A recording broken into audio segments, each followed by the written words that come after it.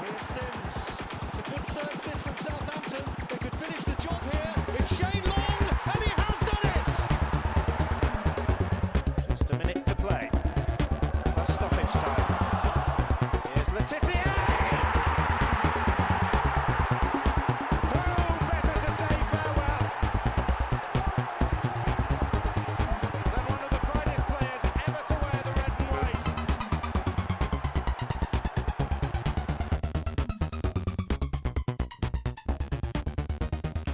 Hello and welcome. It is episode 83 of the Saints FC podcast, and on the line I have the ever essence, the new dad champion of the Old Kent Road, Mr. Tom Parker. How are you, Tom? That's an amazing moniker you just gave me there, John. Yeah, I'm really good. How's things with you guys? Yeah, good. I'm not as tired as you are right now. With your how old is Mini Parker FC? Oh gosh, about 7, 6, and nearly come up to 7 weeks. Nearly 7 weeks. Okay. Yeah, 7 weeks, maybe Wednesday. Yeah, she's great. She's here. She's asleep. She's the best when they sleep. Yeah. It's really good. Really good. Absolutely loving it. We're kind of on tenterhooks at the moment, so at any point the baby could wake and we might have to interrupt. I've got 8 weeks until my wife's due with her baby Tom, so that's going to be end of April. So last couple of podcasts of the season will both be absolutely knackered. Although you'll be on an upward trajectory by then. It gets easier after 3 months. I hope so. Well, yeah, that's what they say. That's what they say. But no, I'm really enjoying it. My wife's doing amazingly well, so we're very lucky. Anyway, but yeah. Ladies and gentlemen, obviously, if you want to email in with your parenting tips to this new Saints FC parenting podcast, the email is saintsfcpodcast@gmail.com. We're also on Twitter @saintsfcpodcast. You can, of course, also email us about the footy as well. Tom, I had the absolute pleasure of actually making it over to St Mary's on Saturday. And you did? I saw that. You got free tickets, you jammy so-and-so. Do you want to know how that transpired? Yeah, go on, tell us, John. So literally on Wednesday, Coca-Cola contacted me via email straight out of the blue and said, do you want 6 tickets for the game on Saturday? So I responded and said yes. And then they were like, absolutely. Oh, actually, you were too late. You can't have the tickets. I was like, oh, well, that's a shame. So I told everyone who I was like, look, I think I've got free tickets for the Saints game. We're all going to go to St Mary's on Saturday. So everyone's really excited. And then it was like, oh, no, we're not. And then later that day, they were like, actually, you can have the 6 tickets, but you have to respond in the next 15 minutes. So I was like, yes, come on, we're going to do it. And so we went along. And, it was great. We won. There's a lovely photo, isn't there, of all the Baileys in a line. Yeah, was it not all Baileys, because it's just me and my brother are Baileys. And then there's obviously there's like one of my neighbours from the local village who's a Hearts fan, but he's adopted Southampton just for convenience factor, I think. There's my father-in-law, obviously not a Bailey, and there's Phil Webb, who I used to sit next to back in the days of Gregor's Raziak and Marit Seganovsky. We used to have season tickets next to each other. And then there was one other, so that's 5 of us, that's 5 covered, who's a chap called Marlon, who won our joke competition. Yeah, what was his joke, John? Is it safe for broadcast?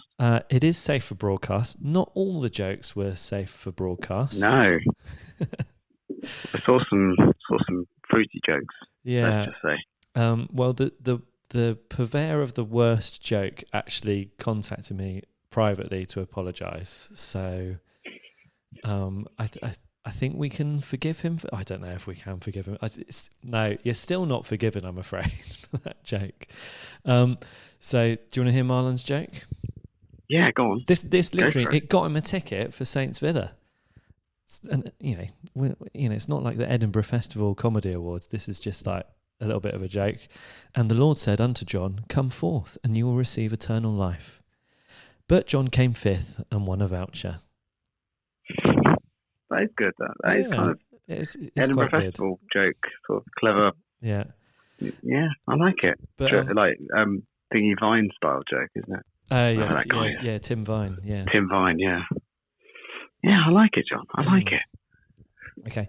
And Marlon, 21 years old, Winchester University student studying journalism at Winchester, wants to be a football journalist. So you never know, we might have to get him on this podcast in the future. Yeah, nice. Once he's established himself as a Saints writer. So there we go. And I'm pretty sure he ate 3 beef burgers throughout the game, which the rest of us were very, very impressed with. That's when you're 21, isn't it? That's just the sort of thing you can do. Can you imagine doing that, eating 3 beef burgers? It would just cause absolute havoc for me these days. I think I'd have to have a stent put in. So yeah, I mean, I was delighted to go, Tom, and it all worked out very well. So what was the atmosphere like, John? The atmosphere was all right. Yeah, it was good.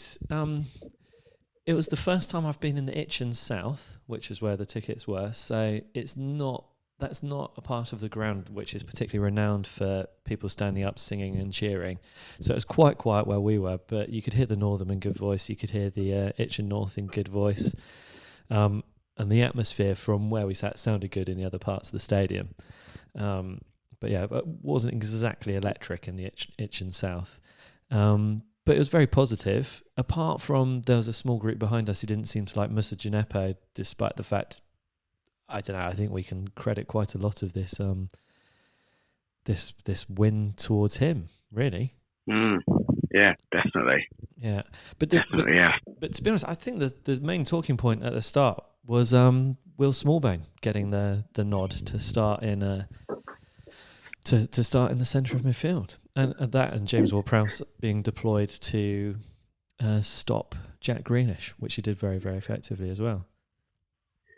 Yeah, it was an interesting one because obviously people, talk up Smallbone quite a lot, and he did look very tidy, didn't he, against Huddersfield in the Cup? Scored an excellent goal, but obviously, Huddersfield down the bottom of the Championship, they're a bit of a different proposition to Villa, and fair play to Ralph for chucking him in, and fair play, a bit worrying, I think, for Valerie, isn't it? Valerie, someone pointed out on Twitter the other day that Gomez, who had like a dislocated fracture of his leg, is back into action faster than Jan Valerie. Yeah. And we still don't know what happened to Valerie. Like, people are saying it must be glandular fever. Yeah. The only thing that can sort of knock you out for this long. But that's the rumour that I've heard, that it's a glandular fever. But then there's also been lots of reports of him in the Buddha nightclub in Southampton, which I don't know how well you recover from glandular fever if you're out clubbing. I'm not sure. Yeah. Well, I think it's interesting because obviously he's fit enough to be on the bench, but not fit enough to start. But one of the incredible things is again, the James Ward-Prowse renaissance, not content with, reinventing himself as a sort of box-to-box enforcer. He's now reinventing himself as a right-back who in recent games has stopped probably 2 of the most creative left-hand side players in the Premier League. Yeah, well, I was wondering this. I actually think that James Ward-Prowse at right back was a tactical move from Ralph Hasenhüttl. I think he felt that James Ward-Prowse, being one of our best central midfielders, is also one of our best right backs.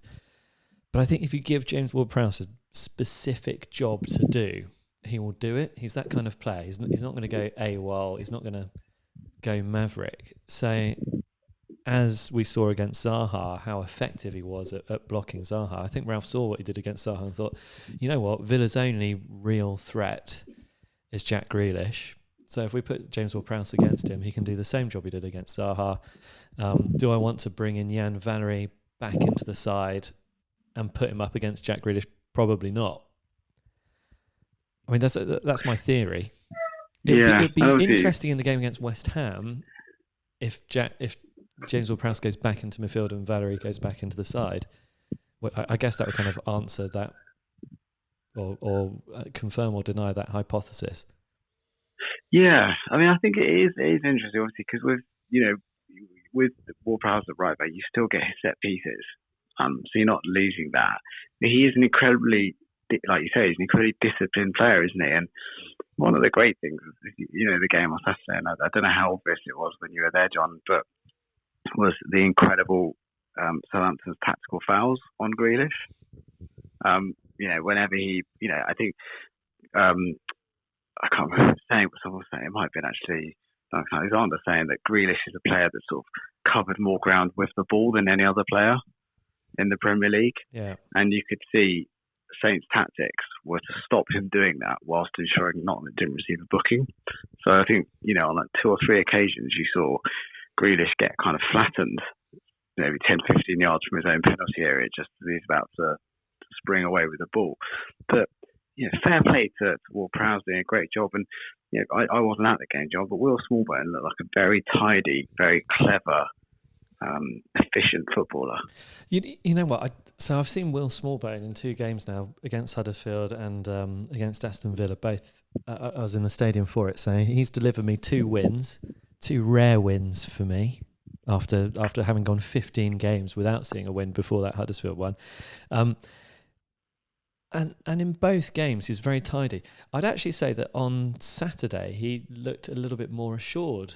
So against Huddersfield, I think you could see that there was a fair bit of excitement there, and he had a really good chance in the first few moments against Huddersfield, and he totally panicked, and it just didn't work out. Whereas in the game against Villa, he had an early chance, and he got quite a good shot away, and he hit the post, didn't he, after a little bit of a deflection. But I just generally felt like the whole way through the game, he seemed very assured, very calm, which is incredible, really, considering, he's such a young player, and that was his first Premier League start. He's showing a level of maturity which, you don't see from other players. I think 19 years old he is. Just turned 19. Just turned 20. Yeah, just turned 20 the day before. Oh, right, yeah. And I think, but what was clever as well is he seemed to just, he said this in his post-match interview, like, what were you thinking? Well, you just go out there and do the first thing, keep it simple and get it right. But he just seemed to do that, didn't he, for the entire game. He didn't try and do anything. It was almost quite like, like Stephen Davis, just that really economical, clever use of the ball. And he slotted in seamlessly. And I guess that's, a lot of credit to Ralph and to the coaches, the under-23 teams, that you can have a player come in what is a high-pressure game, not an easy environment at St Mary's, and can just perform so well. And, I think we'll talk more about West Ham, but it'll be fascinating to see if he keeps his place for what is going to be arguably a more difficult game. Yeah, it's an interesting one, because I think you'd say that you'd probably want to put Ward-Prowse back up into the centre of midfield, and obviously Smallbone's going to be the one that's going to lose his position for that, and then have a standard right back in the standard right back position. But let's wait and see what Ralph does. I wouldn't bet on that one. Put it that way. No, I mean, I saw Saints tweeted up on Facebook a picture of Carl Walker-Peters training today. So obviously he's back. But one of the things that Ralph was very open about, and I think he's right, is that Carl Walker-Peters is, he seems to be a very modern fullback in that he's great going forward, but he's not very good against the ball. Yeah. And I don't know if you watched the West Ham game, but up against Snodgrass, and possibly Anderson, he's going to have to be a lot of time against the ball. Yeah. So it will be interesting to see. It's almost in a strange way, Ward-Prowse is probably almost a better defender than Carl Walker-Phillips, maybe. The actual defenders. Yeah, in a sort of strange way. But it's going to be really interesting. And it's nice to have a bit of a selection problem. Yeah, absolutely. Well, Tom, let's press on and talk about some of the Saints' chances and the goals. We've already mentioned the Will Smallbone one fairly shortly after kickoff. That when he hit the post. The next big chance was the one where we got the goal, which was Moussa Djenepo making a monumental effort to get to the byline and make a lost cause a worthy cause, puts it across goal, and Shane Long puts it in with his Will Smallbone. I don't know what with little Long. Yeah. I don't know. I mean, yeah, but it was great because also it was clever, wasn't it? Because the actual pass that Moussa Djenepo reacted to is actually a deflection, isn't it, from a pretty useless looking pass from Bertrand.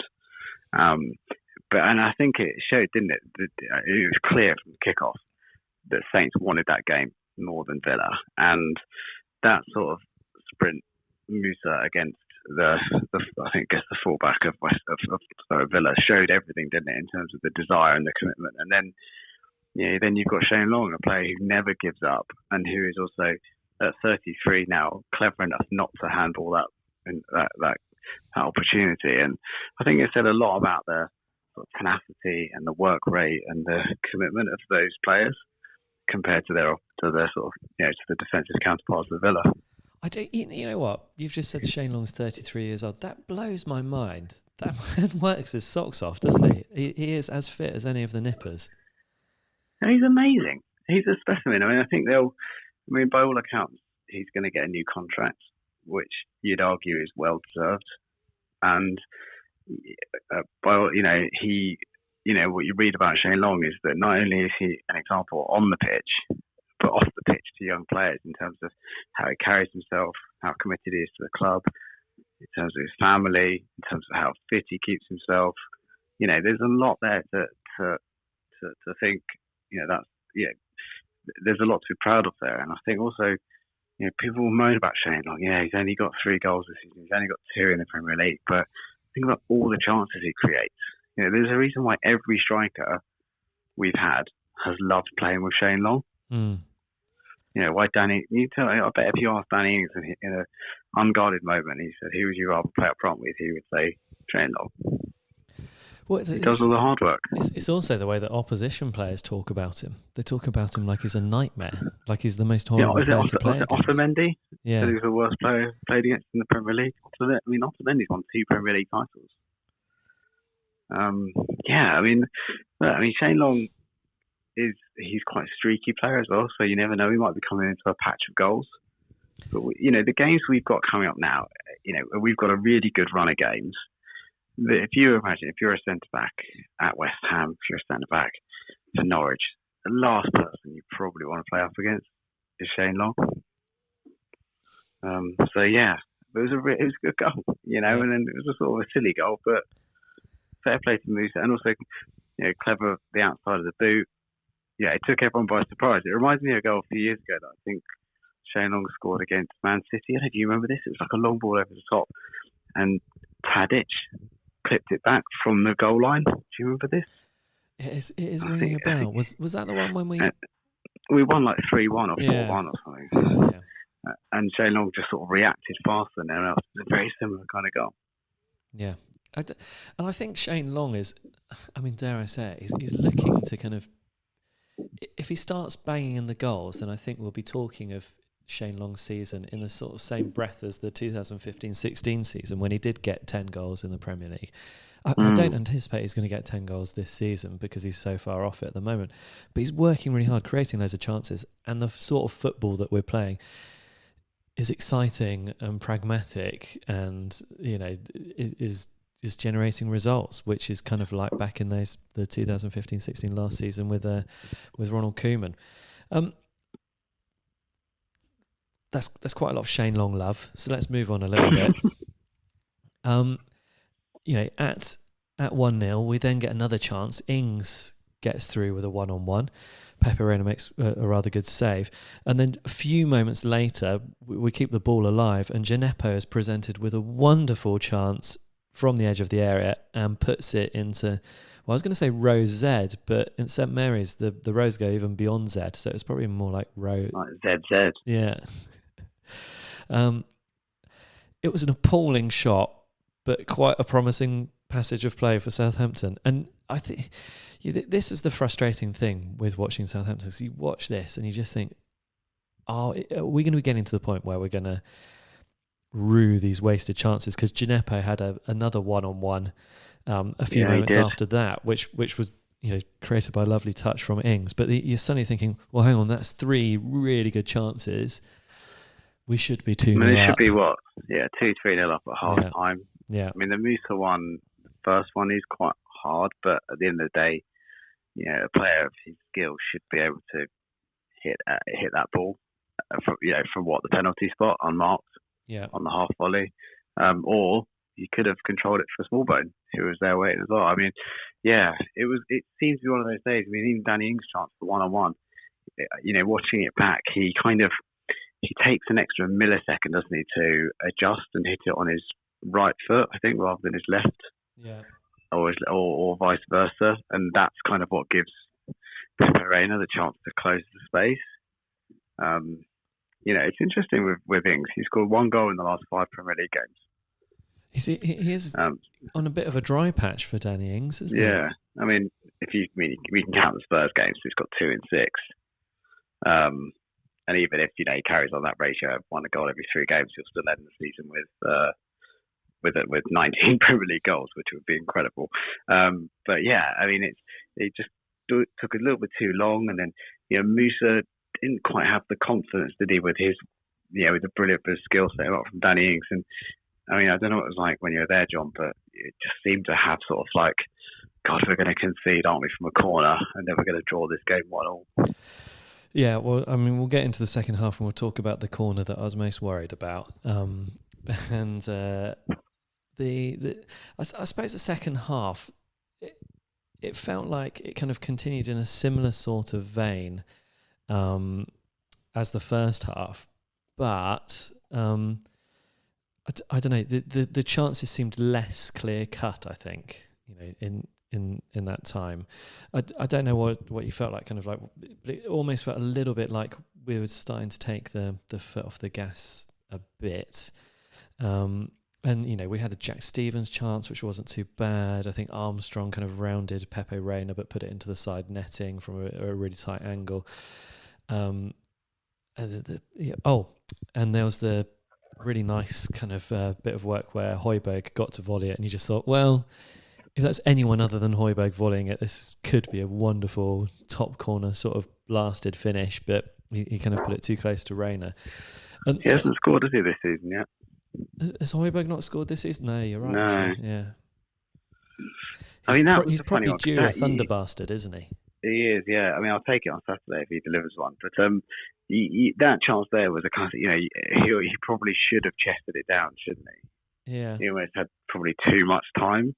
But I agree that the chances weren't, if we're going to talk in terms of your favourite thing, John, XG, yeah, they probably weren't the best opportunities. But it was interesting, wasn't it? When Ralph double substitution, Ings and Shane Long going off, Obafemi and Adams coming on. Well, I thought at that point we suddenly looked a lot more threatening again. I think Shane Long and Danny Ings had done all their running by that point, and Obafemi and Adams, they both started running, they started pressing. I think Obafemi created a really good chance for Adams, and Adams created a really good chance for Obafemi. Neither of them quite managed it. I actually thought with Adams' chance it was a handball and a penalty, but apparently not checked by VAR, and it probably wasn't. Oh, really? Was it? Well, I think it probably wasn't, because sometimes when you're in the stadium you shout for handball and then you kind of like look around and you realise that basically the only person shouting for handball. Yeah, I mean, you can always tell from the players. The players are always, they know if it's handball. Yeah. And I remember that the Watford goal, the Decore goal against us, the amazing thing was that it was given when all the players turned around and went handball. But yeah, you got to feel sorry for Adams, haven't you? When's he going to get this goal, John? Yeah, I don't know. It's funny with Che Adams because he played really well, but at the end of the game, he didn't celebrate with everyone else, despite having made a significant contribution. Oh, really? Yeah, he kind of like wandered off. And I get the feeling he is a little bit down. I mean, these are some of the things that you kind of maybe pick up in the stadium you don't see on the telly, but he wasn't vibing with the rest of the Saints players. He wasn't vibing on the win like those were. So there is a little bit of a concern there. But I mean, I really hope with Che Adams that he sticks at it, because I can see that he's a really, really good football player. He will definitely get his chance. Shane Long, like you mentioned, 33 years old. He's not going to be going on forever. Danny Ings will get injured at some point. At some point, Che Adams is going to have a really good long run in the Saints team. Maybe not this season, but certainly next season he'll have a chance again. And I think he'll do it. I mean, his pass for Armstrong was just sensational. It was a wonderful ball. Yeah, it was really something. And also it was the composure, wasn't it? It was the composure not to like try and shoot himself, desperate to score a goal. And that's, is Shane like another Shane Long in terms of his best work might be not scoring goals. He looked very good against Chelsea when almost his job was to make life difficult for the defenders rather than to score goals. It's interesting your thought. I mean, there was a comment today from I think it was Michael Elliott, the former Leeds player, that a deal had been agreed in January to go to Leeds, and Saints asked for more money at the very last second. So yeah, interesting. It'd be interesting to see how much more game time he gets. Yeah, I couldn't imagine Saints wanting to sell Che Adams. It just wouldn't make any sense to me whatsoever. There'd just be no rhyme or reason. But anyway, before we kind of get stuck on that, we need to talk about this Armstrong goal because it was wonderful. 94th minute, Tom. Aston Villa get a corner, and this is where I'm thinking, oh my, this is going to be awful. Pepe Reina's going to score a header against us, and it's going to finish 1-1, despite the fact that we've had 28 shots to their 4. And Tom, can you? I'm going to ask you to do something here. Can you cast your eyes back to 23rd of December 2006, Sheffield Wednesday versus Southampton in the Championship? We're talking about Saints playing away at Hillsborough. Do you remember this game, Tom? Saints went 3-1 up, and then it went to 3-2, and then in the last minute, Mark Crosley went up for a corner and headed it straight into Southampton, and it was like a sucker punch, 3-3. And I was there. Hang on, are you telling me that in recent years we've conceded 2 goals from goalkeepers? Yeah. Obviously, the Stoke keeper, Yeah. Begovic, scored against us, didn't he? Yeah. Oh man. So, I mean, twice since 2006, and I just thought the writing was on the wall. But instead, we had Alex McCarthy, big punch. Che Adams, I thought, did really well to pick up the ball. Again, like you said, he looks up, he looks for the best opportunity for Saints to score. Beautiful through ball for Stuart Armstrong to run onto. And, I'm actually quite impressed with Stuart Armstrong managing to get that into the goal because, you think you've sprinted like that, your heart's pounding, your head's probably spinning, and you've got to hit the target. But he does it. And there we go. Last kick of the game, near enough. The referee did make Villa kick off again, which I thought was a little bit cruel, but there we go, 2-0, fantastic. I mean, I know this pod has turned from the Josh Sims Appreciation Club to the, as Josh Sims is on loan, Appreciation Club to the Stuart Armstrong Appreciation Club. But you're absolutely right. And how fit must he be as well? At 94 minutes of busting up the entire game, to still be able to do that and then have the presence of mind. And I thought his comments after the game were interesting, where he's like, that's almost the worst that you can have is lots of time to think about it. But it was a great finish. What's that? His 3rd Premier League goal of the season. He's chipping in, with some important goals. What the goal against Leicester, goal against Villa. I can't remember his other goal it goes against, but yeah, fair play to him. And we've spoken so much about, haven't we, about how he is the sort of the unspoken hero of that team, giving us the sort of the balance, particularly when we have such an attacking left-hand side. He sort of, provides a sense of discipline down the right. He's just such a good footballer, John. Yeah, he's a lovely footballer. Again, he's one of those football players that you'd consider tidy, and he's working hard. And I think we have him at sort of a peak age, isn't he? He's like 27 years old now. He's looking really fit. He's looking really hungry. At the start of the season, we thought it was all about Moussa Djenepo, Boufal coming back, Redmond, of course. And actually what we needed on the wing was he's like an old-fashioned football player. Is that a cruel thing to say? But do you know what I mean? Like he seems sensible, hard-working, and effective. Well, he makes the right decisions, doesn't he? Yeah. This is the difference. I think one of the things that drives me mad about Buffal is, and to a lesser extent, Gineppo, but I don't think Buffal's ever going to change. I think Gineppo will consistently get better. I think the Buffal we have is the best Buffal we're ever going to get. Is Buffal's consistent, not consistent, but his often inability to make the right decision about what to do with the ball. Yeah. And the right time to release it. I mean, Buffal for the first 2 seasons of Saints did that thing where he'd beat a player and then go back and try and beat him again. It just drive you absolutely mad. Whereas with Armstrong, he has the skills, but he knows when to release the ball and he knows when to shoot. And he almost plays like a game of percentages. Yeah. Rather than kind of heroic Roy the Rover stuff. But it's vital for Saints because we have got a lot of, we're blessed with a lot of attacking talent. We're playing with 3 forwards every game. We're playing with 2 wing backs, every game. And you need someone who's doing the sensible job. And the skill he's got and the intricate nature of his game means that he can really hurt teams. So, I love Stuart Armstrong. I think he's absolutely brilliant. And every time he's in that team, I think we've got a chance.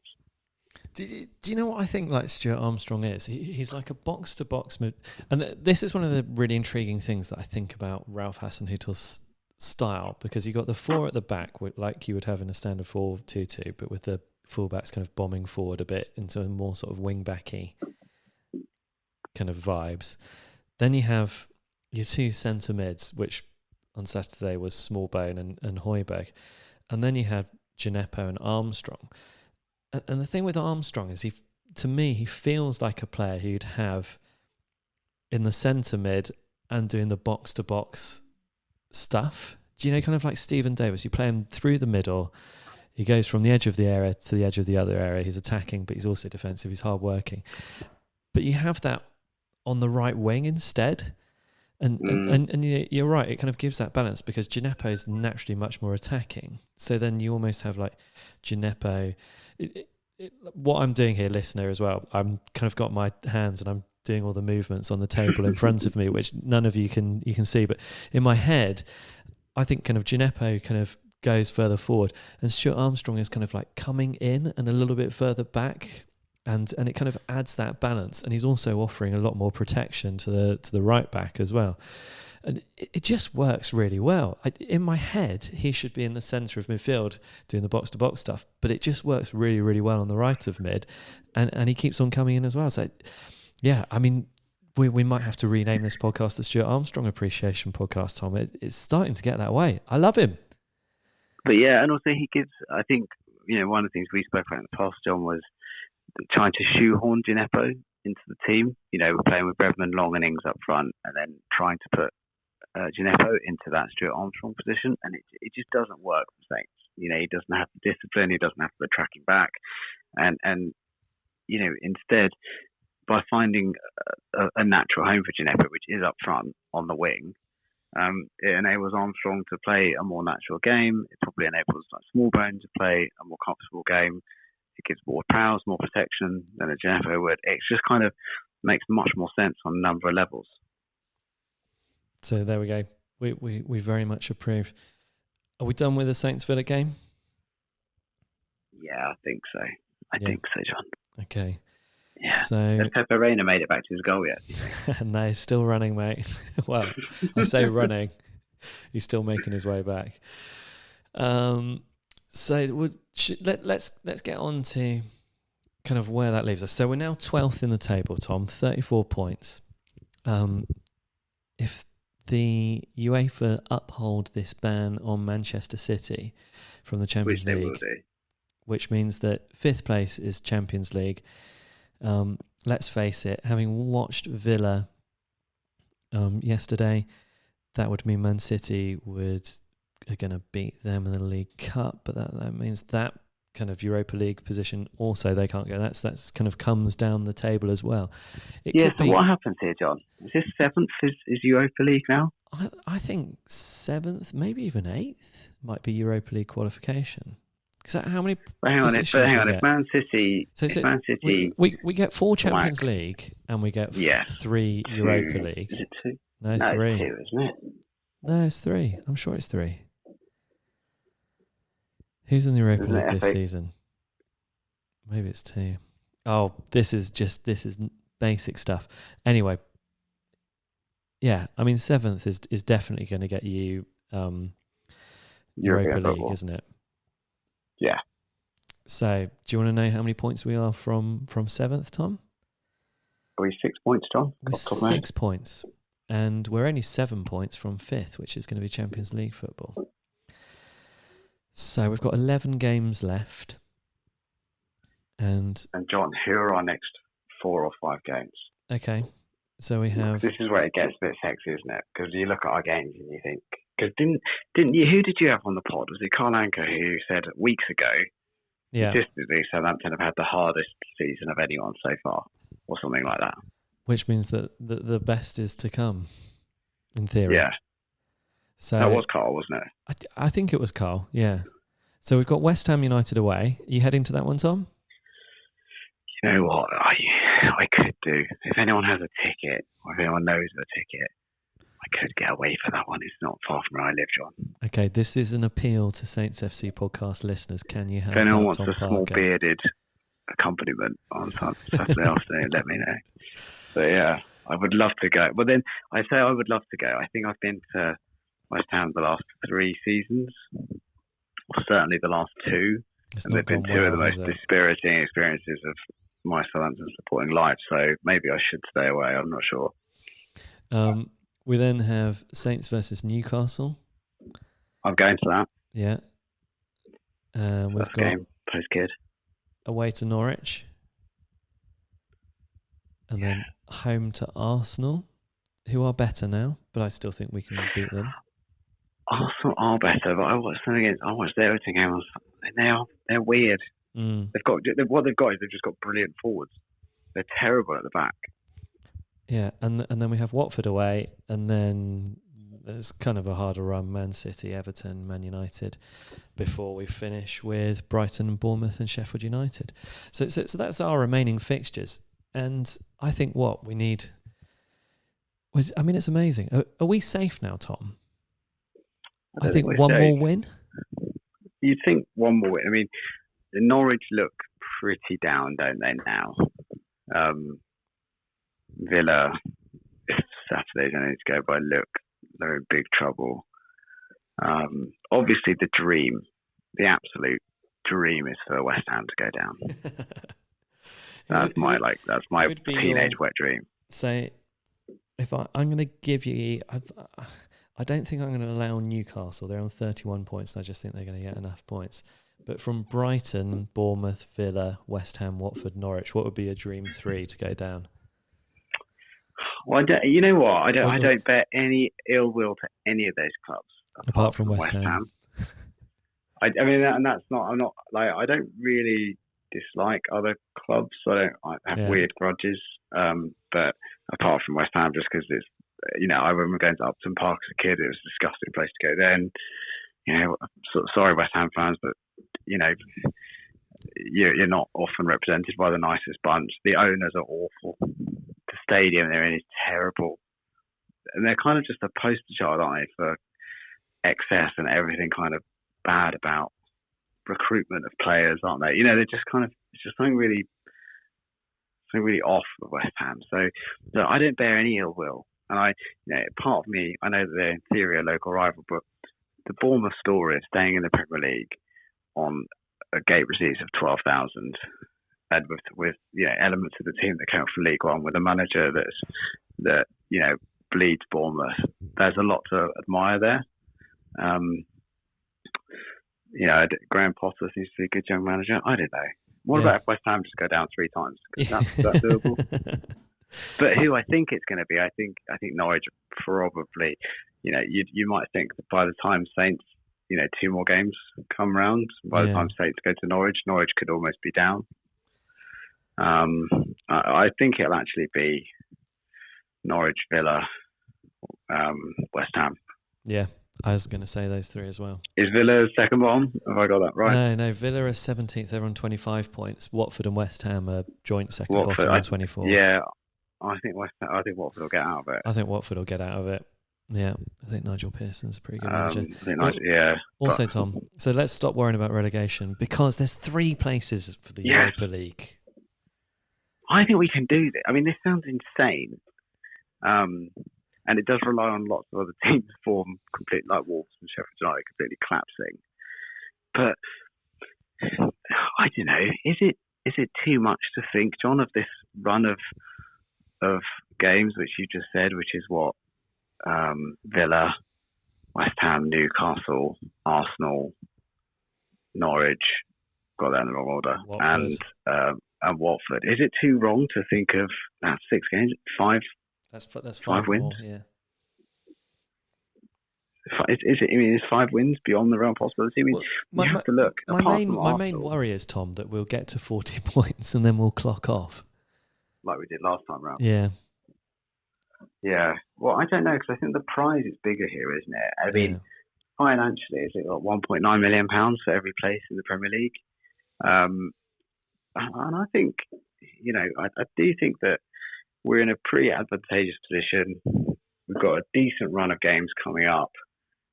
I think what would be fascinating would be if we can get, say, we've already got 3 points out of these 6 games. So if we get 12, that might put us on, I don't know, like 9th by the time, that round of games done, 8th. It'll be fascinating to see because, within even the hard games we've got, we're going to be playing a Man City team who are going to have nothing to play for. We've got Man United. Well, anything can happen with Man United and Everton. Well, Everton are going to be a tough team. And apart from that, you'd say Arsenal, the team we've got to play that you'd be really worried about. Yeah. But even Arsenal have a bad record at St Mary's in recent years. So I'm genuinely excited. I'm doing things like I'm looking at West Ham's injury news for Saturday already because I just think we can keep winning. But then what will happen is we'll miss out by 4 points, and then you'll look back at games where we were 2-0 up against Wolves, and you'll look back and go, those are the games that cost us. Yeah. I mean that could definitely happen. I mean, in the season 2015-16, which was the last time we qualified for Europe and the time that we broke into the top 6 in the Premier League, we amassed 63 points that season. So we're 34 at the moment. I think it's unlikely we're going to reach that sort of point tally, but I don't think we're going to need to, even to be that high. No. So. I mean, there's 2 ways of looking at it, isn't it? One is that this is an incredibly poor Premier League. But the other way of looking at it is, apart from Liverpool, anyone could beat anyone. And that's actually a sign of a strong league. I'd argue it's a sign of a strong league. So it's fascinating. And we've got some games where if we don't get 3 points, Brighton at home, Sheffield United at home, you think we'd be able to get 3 points. Even our last run, Bournemouth away. We've got a run of games there. Those last 3 games, you'd be disappointed to take less than 7 points. Yeah, it's true. It's true, Tom. It could happen. I'm excited. Yeah. So West Ham United. What's going to happen there, Tom? We'll lose 2-0, won't we, or 3-0, because we always do. I don't know, but then I don't know. Did you watch West Ham last night, John, against Liverpool? No, I didn't. I missed that game. It was fascinating because they kind of held Liverpool at bay, and then they got the better of Liverpool. But the amazing thing about Liverpool, obviously, as people know, is they just don't quit until they get enough goals to win a game. And I don't know what's going to happen with West Ham. I don't know whether West Ham will be so disheartened. I guess there's 2 ways of looking at it, isn't there? Like, if you're West Ham, you can now be so dejected and disheartened that, and you've made another goalkeeping error and you've let another lead slip. They're now ahead of Saints, aren't they, for points lost from winning positions. They lost 22 points, I think, from winning positions. So there's a lot there psychologically, for them to take in. They gave it absolutely everything, and they got nothing. So will they be browbeaten and dejected, or will they come off that and say, look, if we play 80% as well as we played against Liverpool, we can get a win against Southampton. The good thing for Saints is Soucek. I don't know if you've seen any of him, this sort of giant they've got from like Sparta Prague or someone like that. He was fantastic in the first half last night, a real box-to-box ball-winning midfielder, and he's injured. And Snodgrass, who is a player that seemingly gets a lot of grief, but Snodgrass is actually a really good footballer. He's got 5 goals and 5 assists in the Premier League. He went off injured as well. So they're 2 of their best players. I don't know, John. It's very interesting. Yeah, that is quite. It is interesting. I think. I mean, we owe them one, don't we? We owe them one for that game against them at St Mary's, where we were pretty dreadful. At a time that they were supposed to be dreadful, and they didn't fulfil their side of the bargain, as far as I saw it. But yeah, I mean, we should beat them. There's no doubt about that. Like, I think we're better than them, and I'm rather hoping that what West Ham United do is kind of like what we did after we had our really impressive performance against Man City, where we lost it at the death, having kind of conceded, been in the lead for ages. We then had our awful game against Everton, which I don't know. I think we kind of performed almost as badly as we did against Leicester City. So that's the kind of performance I'm hoping for from West Ham, because we owe them one. We definitely owe them one. I mean, there's the protest, isn't there? I think 1,000 West Ham fans are going to participate in a protest before the game. Oh, really? Against Gold and Brady and the other one, Sullivan. So we know how toxic the atmosphere can get at West Ham. It can get, make St Mary's look like a church fete. So I think if we can, Saints need to not do what they've done in the previous times when I've been there at West Ham, which is kind of be a bit timid. Yeah. Saints need to attack West Ham, and if we get an early goal, and we can hold a lead for 10, 15 minutes, that crowd will turn against West Ham. And, West Ham have got players like Noble that do lose their rag a little bit. So if we're clever, I don't know. I just don't have any confidence in us because it's West Ham. Yeah. But having said that, I mean, they're under so much pressure to get something from that game. They have to go and win it, don't they? But I think that'll suit Saints. I mean, I want to get them in a sticky bit of, let's just do it. Let's just do it, Tom. We can beat them. I think so. And also, they're at home. They're going to probably have more of the ball, which again suits Saints. They've got a very young, very inexperienced player that's going to have to play against Gineppo, who actually did look pretty good last night, this youth player. But I was hoping it would be Zabaleta. But anyway, look, it's exciting. I would very much like to be there. So if anyone, wants to sort me out, if Pepsi are listening and they want to help me out, that's very welcome. Let's help out, Tom. saintsfcpodcast@gmail.com if you want to do that, at saintsfcpodcast on Twitter. Tom, we did so basically there's this feature on Anchor, which is where we're hosting our podcast now, that people can leave voice messages. Now, Dan Fox, who's one of our listeners, left a voice message, but he said he didn't want me to play that one, and he sent me a better one, but I can't find the better one, so I haven't got it. So Dan, you're going to have to try again with that second message. But if you want to leave us a voicemail message, we might actually play that out on the episode next time. So I'll put some details out for that if you want to do that. We had a bit of feedback from listeners on the Duncan Alexander podcast. One of those from Professor Simon Kemp, who was on the podcast quite a few weeks back, I think back in October. Professor at Southampton University reckons he's gone into the wrong business and should be a football statistician. And we've also had an email from Saint GT talking about the home and away performances. This was before the victory against Aston Villa, but that kind of we're about to. I think we've broken or we've equalled a pretty rubbish record in the fact that we've lost as many games at St Mary's as we ever have in the Premier League now. Yeah, we're on. We're on eight losses at home. I was talking to someone about this the weekend, and cause they were pointing out they're pretty poor attendance. I think for the Villa game, I think it was all the game before that, and the Burnley game. I think, and it was. I think we have a very high season ticket prices, don't we? On average, isn't Saints like top 8? Yeah, I think it's like 5th or 6th. Yeah, and obviously.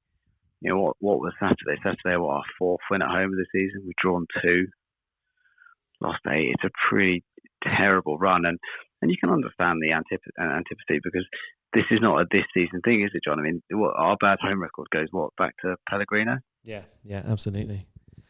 So it's we're now the 3rd or 4th season of poor home performances. Yeah, and it has meant that St Mary's is less patient than other grounds. It was quite full on Saturday, so I think the low crowd must have been the Burnley fixture. Of course, that was televised as well and on at an odd time. And the world's worst weather. Yeah. There's something to be said for a Saturday 3:00 kickoff to ensure that you have a big crowd and a good footballing day. But yeah, say Tom, I mean, is there anything else to discuss? I don't think. I mean. I don't know, there's so much to like, isn't there? The resurgence of Jack Stevens. Yeah. Ward-Prowse reinventing himself. Danny Ings scoring loads of goals. Shane Long being Shane Long. Stuart Armstrong. You can go through the team. Also, just shout out to Alex MacArthur. Final, that Alex corner McCarthy. coming in. Alex McCarthy, sorry. That corner coming in the last seconds of that game. He's made a number of mistakes this season. And to have the confidence to come out and get a really good hand on it, how good must he have felt? Especially with Pepe Reina sat right in front of him as well. Yeah, one of the world's best goalkeepers of the last few years. So lots of love, and I'm really excited about Saturday, and I'm really looking forward to getting back down to St Mary's for the Newcastle game. Yeah. All right. Well, thank you very much, listeners, for sticking with us. Remember, do get in touch. Let us know your thoughts. If there's a player or a topic that you don't think we've done justice to yet this season, the season is starting to run out. So do let us know what you'd like us to cover, what you'd like us to have a closer look into. Also, if there's any guests that you're desperate to hear on, we've had Carl Anker on a couple of times.